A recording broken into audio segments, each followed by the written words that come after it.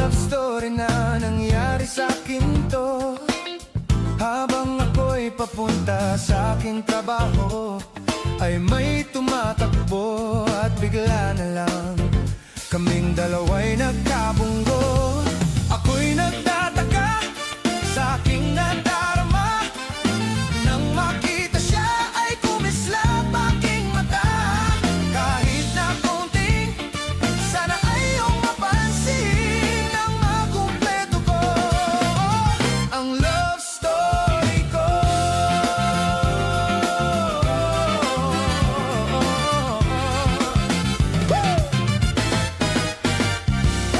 Nabigla ako, parang tumigil sa pag-ikot ng mundo.